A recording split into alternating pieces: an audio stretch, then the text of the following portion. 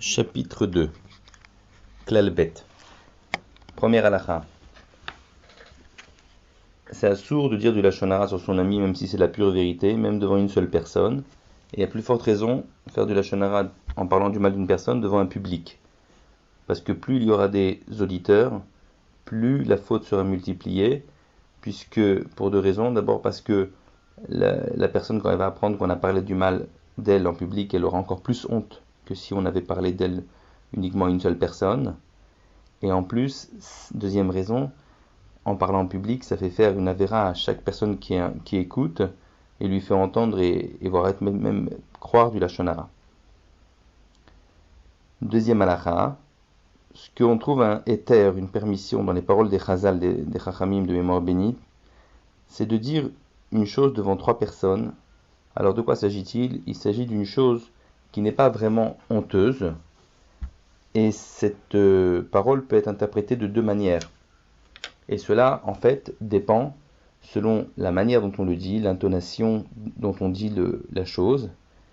Et les chachamim ont dit que si on le dit d'une manière douce, d'une manière gentille, cette information, on va donner un exemple après pour comprendre, et on le dit devant en plus trois personnes, on sait que quand on dit devant trois personnes une chose, il y a de fortes chances que l'information va remonter à la personne concernée. Et si on le dit de manière gentille, alors les chachamim m'ont permis. On va donner un exemple. À l'époque, avoir du feu n'était pas quelque chose de facile. Ça se préparait. Il fallait toute une préparation pour avoir du feu. Il n'y avait pas d'allumettes.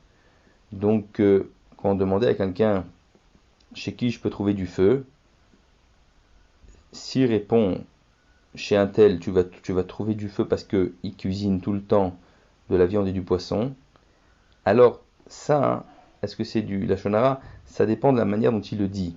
S'il le dit d'une manière moqueuse et avec une pointe d'ironie, c'est sûr que ça sourd, parce que son intention est claire, c'est de se moquer, pour dire que ce sont des gens qui n'arrêtent pas de cuisiner. Mais s'il le dit de manière tout simplement pour donner une information, pour répondre à une question, de manière tout à fait posée, ce serait permis, parce qu'il y a deux manières de comprendre cette chose-là. Soit comprendre qu'il a une grande famille, donc il a beaucoup d'enfants, Baruch Hashem, ou bien il reçoit beaucoup d'invités, donc il est obligé de cuisiner beaucoup. Il n'y a rien de mal, donc il n'y a rien de honteux. Et soit on peut comprendre au contraire qu'il mange beaucoup, et ça c'est honteux. Donc ça peut se comprendre de deux manières. Et si on le dit devant trois personnes d'une manière en plus gentille, posée, douce, qui ne montre pas d'intention, de mauvaise intention, ça c'est ce qui est permis. Troisième halakha, yesh omrim. Il y en a qui disent, il faut dire il y en a qui disent parce que le Chavetz Chaim va démontrer que ce n'est pas l'avis de tous, mais en tout cas c'est un avis dans la halakha qui existe, et donc si des gens s'appuient sur ça, ils ont sur quoi s'appuyer bien sûr. Il y en a qui disent que si quelqu'un a dit du mal sur son ami devant trois personnes, mais cette fois-ci du vrai mal, pas comme l'exemple qu'on a donné dans la halakha d'avant, il a vraiment dit, Reuven a dit sur Shimon que c'est un voleur par exemple. Bien que lui, il a transgressé, celui qui a dit ça, le issour de lashon hara, malgré tout, il y en a qui disent que si une des trois personnes au minimum qui ont entendu cette information, par la suite, vont répéter cette information à d'autres personnes, ça veut dire quoi répéter cette information ? C'est-à-dire qu'ils vont dire, on a entendu, il y avait Reuven et on était plusieurs et Reuven a dit sur Shimon que c'était un voleur.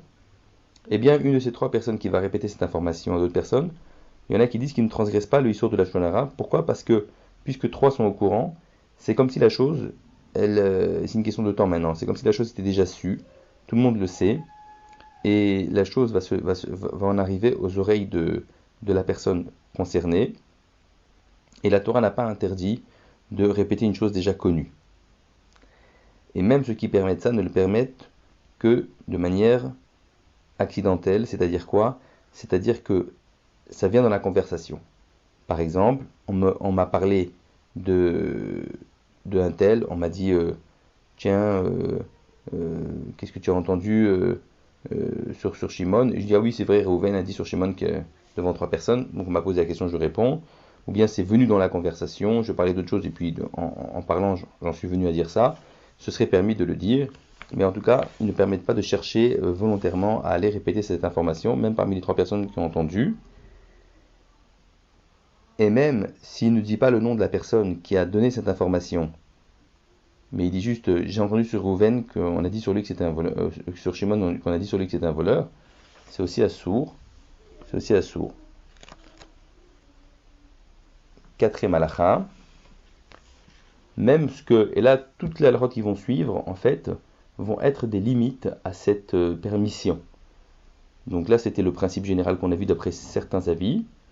Maintenant, ce sont les limites. Quatrième halakha, tout ce qu'on a permis donc de dire, de répéter l'information. Si nous, on faisait partie des 3 personnes qui ont entendu cette information, que Rouven a dit sur Shimon que c'était un voleur, tout ce qu'on a permis à nous de répéter l'information, c'est uniquement celui qui a entendu l'information, qui faisait partie des 3 personnes, ou 4 ou 5, ou plus. Mais si moi, par exemple, je faisais partie des 3 personnes, je l'ai répété à quelqu'un, cette information, lui n'aura pas le droit de répéter l'information à d'autres sous prétexte qu'elle a été dit devant 3 personnes, parce que moi je lui ai dit qu'elle a été dit, que j'étais présent et qu'il y avait 3 personnes. Seulement la première oreille, on va appeler ça comme ça, aura le droit de répéter, mais pas la personne à qui on a répété l'information.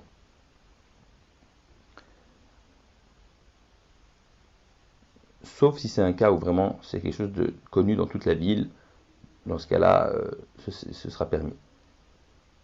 Cinquièmement, il me semble que, il dit le Chavetz Chaim, c'est lui qui dit me semble, que si cette chose qui a été racontée devant 3 personnes, il y avait parmi les 3 au moins une personne, Yéré Hachem, Yéré Elohim, qui fait attention à la Shonara, c'est-à-dire qui ne va pas s'appuyer sur cet avis permissif, ou bien que parmi les 3 personnes, il y avait un des proches ou des amis de la personne sur qui le mal a été dit. Donc lui aussi, on part du principe qu'il ne va pas répéter cette information parce qu'il ne faut pas diffuser une information négative sur quelqu'un de sa famille ou un ami à lui. Donc à partir de là, on va considérer qu'il n'y a plus de 3 personnes qui peuvent répéter potentiellement l'information. Il n'en reste plus que 2. Donc la permission n'est plus valable. Il faut vraiment qu'il y ait au moins 3 personnes qui sont susceptibles de répéter l'information pour que cette permission soit valable. À partir du moment où il y en a un qui est mahmir, de ne pas répéter, de ne pas s'appuyer sur cet avis-là, ou bien un de la famille de la personne sur qui ça a été dit le mal, etc. Donc des gens qui ne répéteront pas, donc il ne reste plus que 2 personnes. Donc à partir de là, cette permission n'est plus valable. Sixième halakha, Chavetz Chaim précise qu'il semble que c'est uniquement dans la ville où cette chose a été dite, où cette information a été donnée, que Rouven a dit sur Shimon que c'était un voleur par exemple, c'est uniquement dans cette ville-là que l'information est censée s'étendre, pas dans d'autres villes.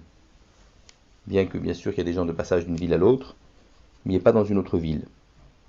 Et là il fait une remarque, le Chavetz Chaim, il dit en fait ça dépend de quoi il s'agit. S'il s'agit d'une nouvelle grave comme par exemple un cas d'adultère, alors là c'est des choses qui évidemment passent les frontières et même d'une ville à l'autre ça s'entend, même d'une ville à l'autre.